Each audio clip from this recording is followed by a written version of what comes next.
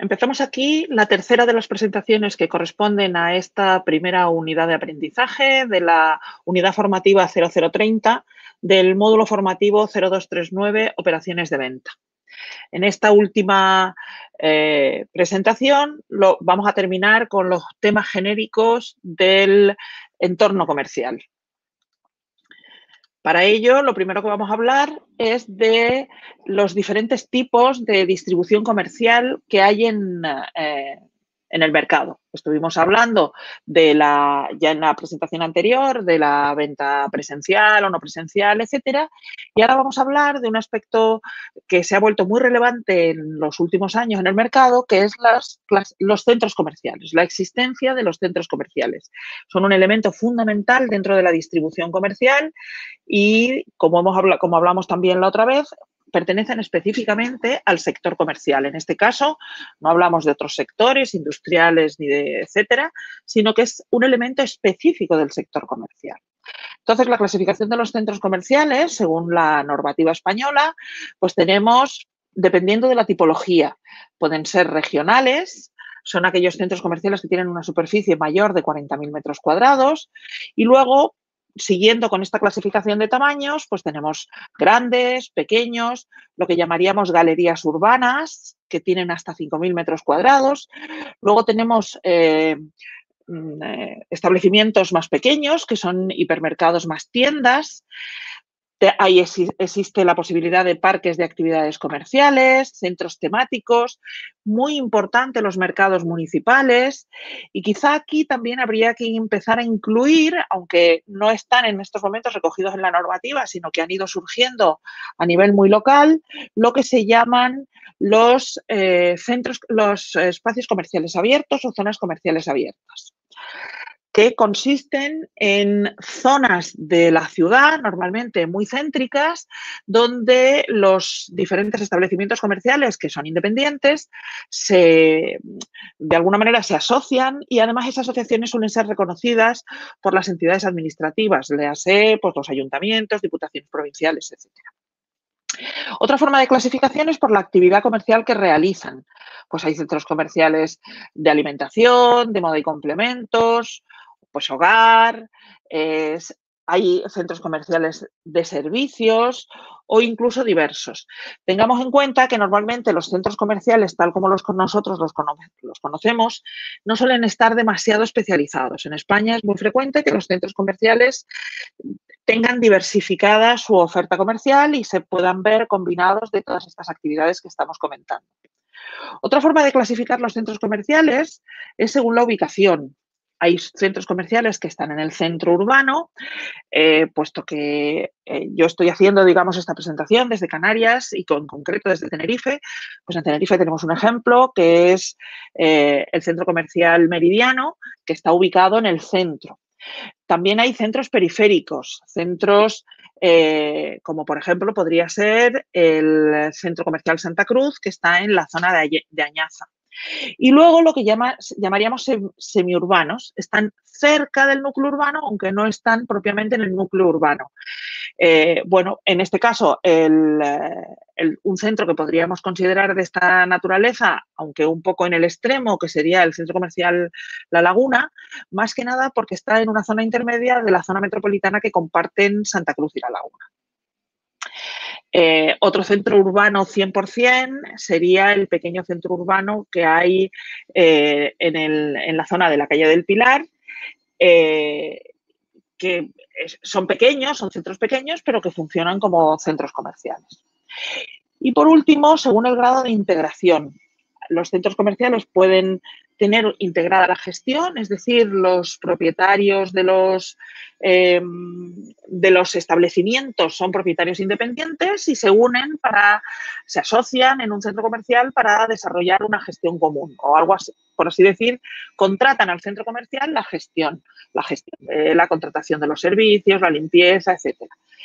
También es verdad que existen centros comerciales donde el espacio es propiedad del gestor. No solo lleva a cabo la gestión, sino que además es propietario de los establecimientos y los establecimientos se alquilan a los diferentes negocios. Y también puede haber una modalidad diferente donde lo que se constituye es una comunidad de propietarios donde se hace una gestión mancomunada. Bueno, pues existen centros comerciales de todas estas modalidades. Bien, recomiendo una actividad porque es interesante ir a la Wikipedia a leer el término centro comercial. Es una definición muy pequeña. Y además, pero lo que sí es interesante es que en esa definición de centro comercial hay una referencia a un artículo de Alfredo Aranda, donde habla de las perspectivas futuras de los centros comerciales. Es interesante, sugiero su lectura y si alguien quiere hacer un comentario, pues puede utilizar los comentarios del vídeo. Otro aspecto fundamental de la distribución comercial es el concepto de franquicia. La franquicia es una modalidad de distribución comercial que se ha desarrollado muchísimo en los últimos años, aunque existe desde principios del siglo XX, en que cuando una empresa va creciendo, una empresa que se dedica a comercializar sus productos y servicios va creciendo, pues tiene que tomar una decisión de cómo hace su crecimiento geográfico fundamentalmente y muy específicamente su internacionalización. Y es si establecer centros propios, es decir, dentro de su propia, firma empresarial, abrir establecimientos propios de comercialización en otras zonas geográficas, en otros países, o bien llegar a acuerdos, algún tipo de acuerdo con distribuidores locales o con empresas locales o empresarios locales para hacer esa distribución. Lo que se conoce como franquicia es esta situación, esta segunda situación. La empresa matriz, por así decirlo, que se llama franquiciador, llega a acuerdos con distribuidores locales, pero en vez de proporcionarles sus productos o servicios para que el distribuidor local los distribuya con su propia marca, con sus propios recursos, con su propia imagen y decidiendo la forma de comercialización, lo que hace el franquiciador es proporcionar a esta empresa que se llama franquiciada, le aporta el conocimiento del mercado, normalmente el derecho de uso, normalmente no, siempre el derecho de uso de la marca, muchas veces incluso recursos comerciales, publicitarios, decoración de la tienda o del establecimiento en caso de tener un establecimiento físico. Aporta fundamentalmente el know-how, es decir, el conocimiento del negocio y de alguna forma facilita a este franquiciado la puesta en marcha de su negocio. ¿Qué ventajas tiene para el franquiciador? Para el franquiciador tiene dos ventajas principalmente, o incluso tres ventajas. Una, un desarrollo comercial rápido. Por lo tanto, se convierte en una empresa grande de forma muchísimo más rápida que si lo tuviera que hacer con sus propios recursos. De cara a la marca, al poder de la marca, esto es un valor positivo. No es lo mismo ser una empresa pequeña que ser una empresa grande. Además, le proporciona economías de escala. El franquiciador puede hacer compras mucho más masivas y dependiendo de cómo sea su sistema de franquicia, que ahora veremos las modalidades que puede haber, dependiendo de cómo sea su sistema de franquicia, le puede reportar incluso beneficios económicos tangibles de esas economías de escala. Y como tercera característica, como tercer beneficio, es muy frecuente que en las franquicias los franquiciados paguen al franquiciador un determinado canon o una cantidad, bien una cantidad fija, bien una cantidad por las ventas, etcétera, etcétera. ¿Qué ventajas obtiene el franquiciado? Pues el franquiciado fundamentalmente la puesta en marcha con rapidez y bastante seguridad de un negocio en una zona determinada. Teniendo en cuenta que la franquicia funciona de tal manera que pocos franquiciadores ceden la franquicia en circunstancias donde no haya unas mínimas condiciones de éxito garantizadas, pues el franquiciado ya parte con ese estudio de mercado hecho, con ese análisis de viabilidad, etcétera, etcétera. También tiene la ventaja de tener una marca. Muchas veces el franquiciador ya cuenta con una marca consolidada en el mercado, lo cual facilita al franquiciado ese conocimiento.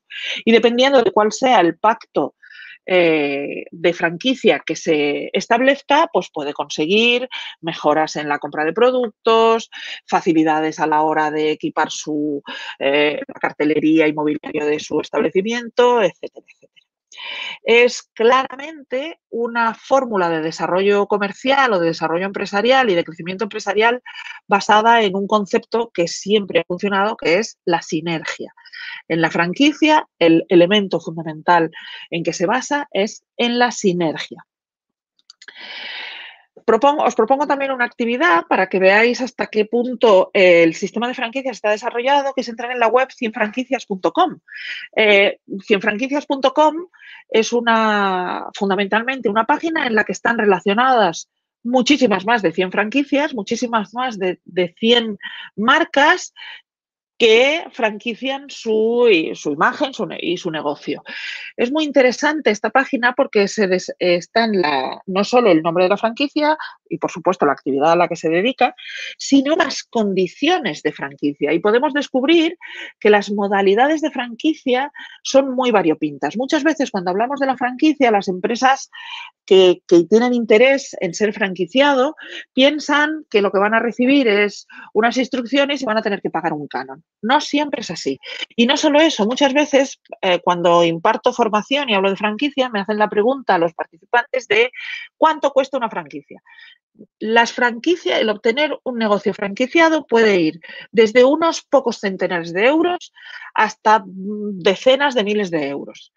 Las condiciones las hay de todo tipo, desde franquiciados que no cobran prácticamente nada de canon o que no cobran canon directamente y que lo que hacen es vender su producto, hasta franquiciados que dan absoluta libertad de compra, por ejemplo, a sus franquiciadores que dan libertad de compra a sus franquiciados y lo único que hacen es cobrar una cantidad.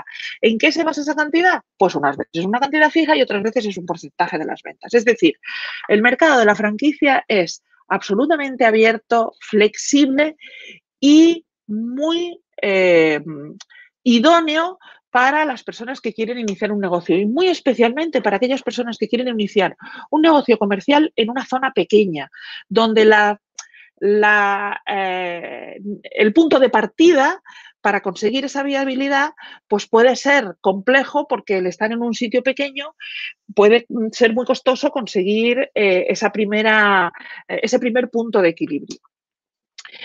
Además, muchas veces tenemos la idea de pensar que la relación entre franquicia y franquiciado es desigual y no lo es. En general, las franquicias que funcionan es porque la relación entre franquiciador y franquiciado es una relación equilibrada.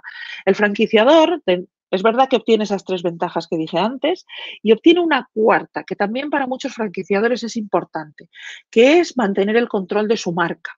Muchas veces cuando las empresas hacen la distribución simplemente de sus productos a través de distribuidores que tienen sus propias marcas comerciales, lo vemos muchísimo en tiendas de ropa, de calzado, es muy típico en el calzado deportivo, donde la tienda tiene su propio nombre y se venden pues, calzado de muchísimas marcas. Bueno, en este caso, el propietario de la marca del producto corre el riesgo de que su marca no sea bien tratada en el establecimiento.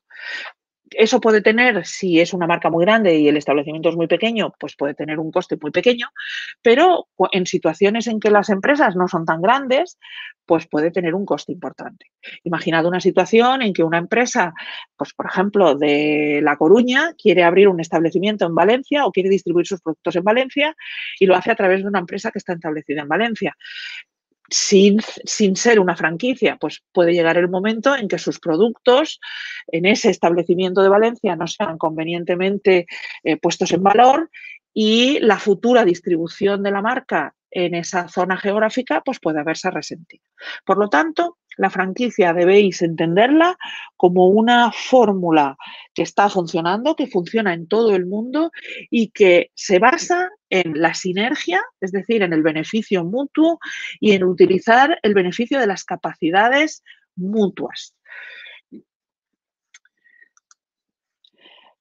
Y aquí engarzo con lo que he comentado de la marca comercial. Es muy importante para el franquiciador pues, preservar su marca, proteger su marca. ¿Por qué? Porque la marca comercial, lo vimos ya en la primera de las presentaciones, cuando hablábamos de la ventaja competitiva, la marca por sí misma puede convertirse en una ventaja competitiva. ¿En qué está basada la marca comercial? Pues la marca comercial está basada en la imagen. Suele tener asociado un logotipo. Lo que pasa es que el logotipo quizá es una parte menor en el sentido de que, bueno, el logotipo además puede ser cambiante en el tiempo, pero no cabe duda de que el logotipo es el elemento más reconocible de una marca. Aquí en esta diapositiva veis muchos logotipos, como veréis, y seguro que, hombre, son marcas extraordinariamente conocidas, pero seguro que todos identificáis el logotipo. Fijaros en el logotipo de Nike. ¿Hasta qué punto la importancia de un logotipo que si nos fijamos es una de las marcas? Ahí tenemos el logotipo de Nike, el de Twitter y el de Apple, que entiendo que los estáis identificando y los estáis reconociendo sin problema, a pesar de que no tienen el nombre de la marca. Igual pasa, por ejemplo, con el logotipo de Starbucks y, por supuesto, con el logotipo de Shell o de Lacoste. Fijaros que la mayoría de los que estamos viendo ahí, o la mitad de los que estamos viendo ahí, ni siquiera tienen el nombre de la marca. Bueno, pues es fundamental conocer que la marca en sí mismo puede ser un valor. ¿De dónde nace ese valor de marca? O no solo de dónde nace, sino hasta dónde se puede llevar. Bueno, pues el valor de marca nace fundamentalmente de la imagen que el mercado asocia a esa marca, es decir, los valores que el mercado pone a la marca. También se basan en la identidad. La identidad no es tanto el cómo el mercado ve la marca y los valores que asocia a ella, sino cómo la propia empresa quiere transmitir y de hecho transmite esos valores. Es decir, por un lado está lo que el mercado ve y por otro lado está lo que la empresa de verdad quiere transmitir. ¿Dónde vemos lo que el mercado ve? Pues en los comentarios que hace la gente, lo vemos en lo que se publica por empresas, la figura ahora de los influencers, medios de comunicación sobre esa marca. ¿Dónde vemos la identidad? La identidad la vemos en los medios propios de la empresa. Es decir, si queremos saber qué identidad quiere transmitir la empresa, lo que tenemos que hacer es ir pues, a su publicidad, a su página web, a su memoria, a su documentación, a sus catálogos en caso de que la tuviera. Y finalmente tenemos un concepto que es fundamental, que es el posicionamiento. El posicionamiento es hasta qué punto la marca es percibida por el mercado en comparación con otras marcas de su sector. Es decir, así como la imagen, podríamos decir, es un absoluto, tiene que ver con la percepción del mercado, la identidad también es un absoluto porque tiene que ver con lo que la empresa quiere decir de sí misma. El posicionamiento es un relativo. El posicionamiento es qué posición ocupa esa marca en la comparativa con otras marcas de su sector. Y os pongo aquí dos ejemplos concretos, que son el caso de SEAT y Mercedes-Benz. Son dos marcas del sector de automoción y, por supuesto, no voy a gastar ni medio minuto en describir la imagen y la identidad, que la imagen la tenéis en vuestra cabeza, cada uno tendrá la suya, la identidad la podéis ver en sus medios, en sus páginas web, etcétera, y el posicionamiento es la diferencia de percepción que en vuestra cabeza como parte del mercado que sois, os trae una marca y la otra. Ambas son conocidas, entiendo que todos las conocéis, son marcas muy conocidas y bueno, seguro que en vuestra cabeza hay diferencias entre las dos que podríais enunciar hasta la saciedad. De hecho, os animo a que comparéis lo que las marcas dicen de sí mismas en sus medios y, si queréis, podéis compartir hasta qué punto esa percepción que vosotros teníais antes de entrar en sus páginas web se han visto confirmadas o han cambiado una vez que habéis visto lo que la marca dice de sí mismas.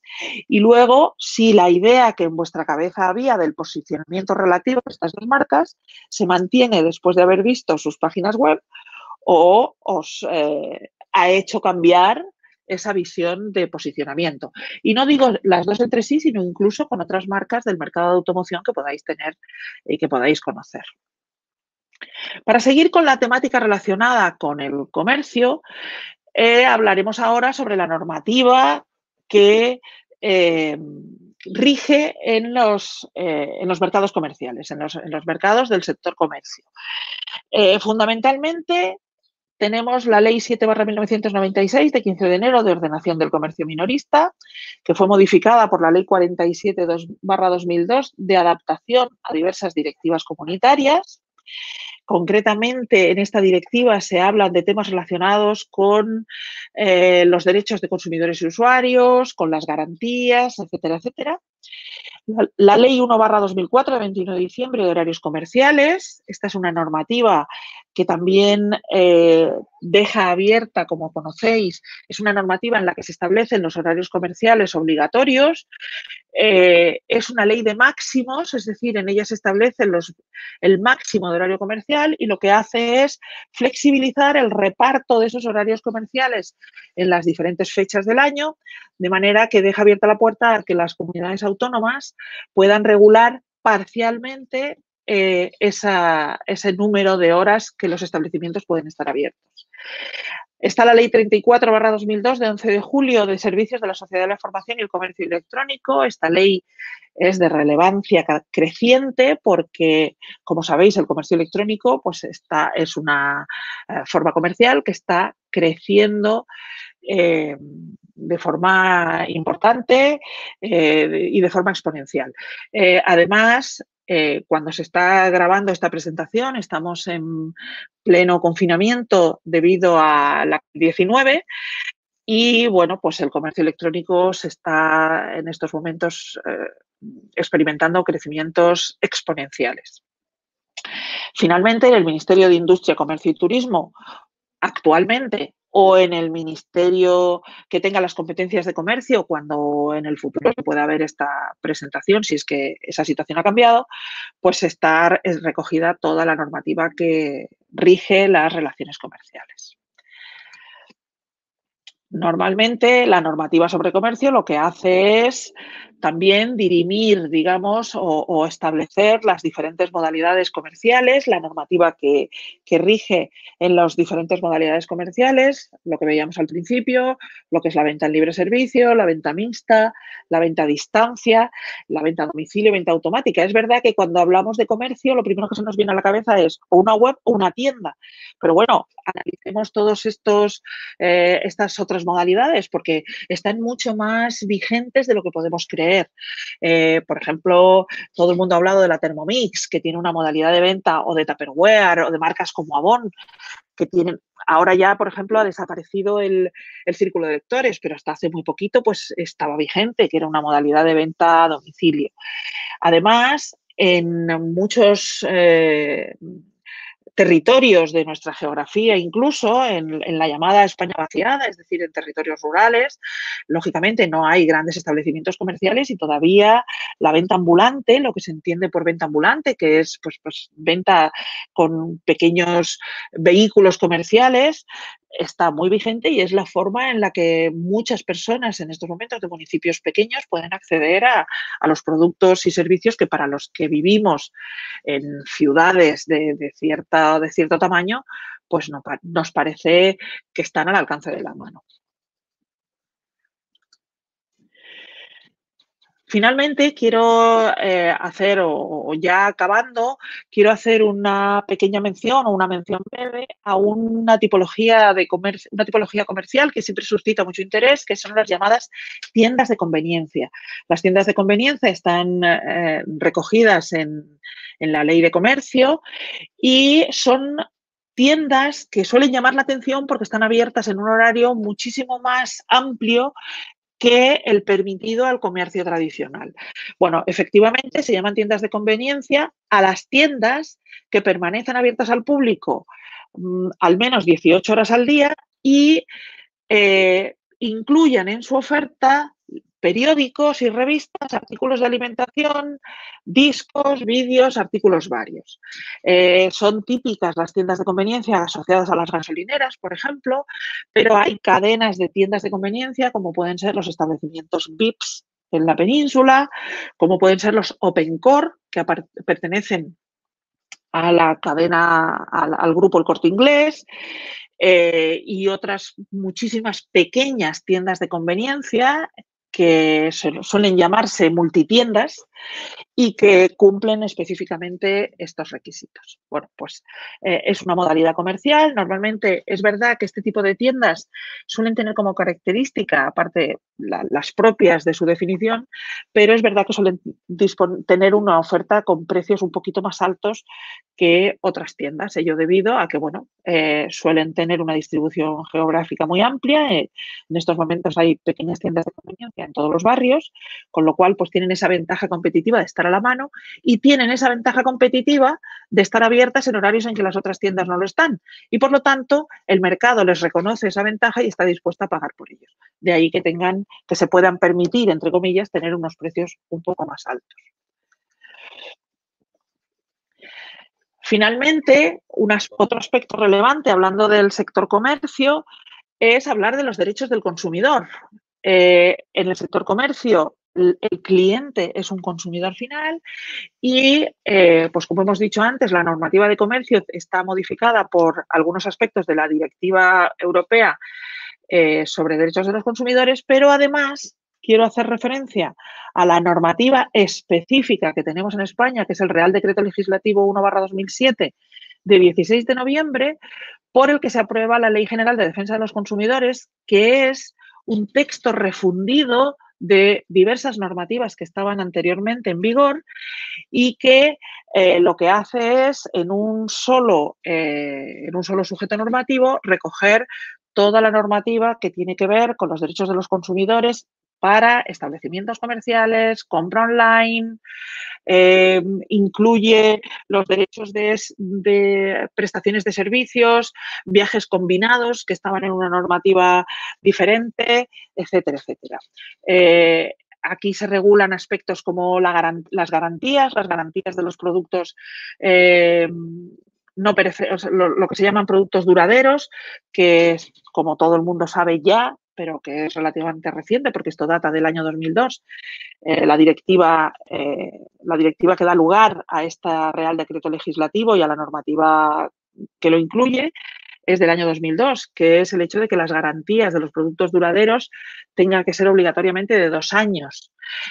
Aspectos como, por ejemplo, que el plazo de desistimiento, es decir, el plazo para devolver algo que hemos comprado siempre que no lo hayamos usado, es decir, el desistimiento es habernos arrepentido de la compra, ese plazo para devolver algo que hemos comprado porque nos hemos arrepentido de la compra es de 14 días. Sabemos que hay muchos establecimientos y muchos negocios que dan plazos incluso superiores. Es decir, el Real Decreto Legislativo lo que hace es establecer los mínimos. Hay empresas que dan garantías de más de 2 años. Lo estamos viendo, por ejemplo, en las empresas de vehículos, en las marcas de vehículos.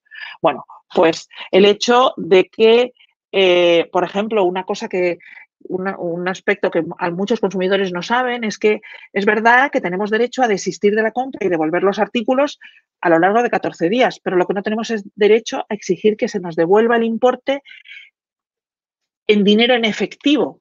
Es decir, ni siquiera aunque pagáramos en efectivo. El establecimiento tiene derecho a darnos esos vales que ofrecen muchos establecimientos y que a veces pues, creemos que es un incumplimiento y en realidad no lo es. La ley recoge pues esta tipología. Bueno, no voy a entrar en el contenido del Real Decreto Legislativo, sino que he querido mencionar algunos de los aspectos que son de uso más común y que suelen además suscitar la mayor de las preguntas. Si tenéis dudas sobre este tema, podéis aprovechar los comentarios pues, para hacer vuestras observaciones o incluso hacer alguna pregunta que os parezca interesante. Y con esto terminamos. Como resumen, pues la actividad comercial de una empresa se basa en aprovechar su ventaja competitiva, lo vimos en la primera de las 3 presentaciones. Existen diversos factores que condicionan el mercado y conforman el microentorno y el macroentorno, también hablamos de ello en esa primera presentación. La actividad comercial puede llevarse a cabo mediante diferentes modalidades y por diversos actores del mercado, lo vimos en la segunda presentación, y toda actividad, como hemos visto en esta tercera presentación, debe sujetarse a la normativa aplicable. Y aquí terminamos. En todo caso, seguiremos hablando de la actividad comercial y de este módulo en futuras presentaciones.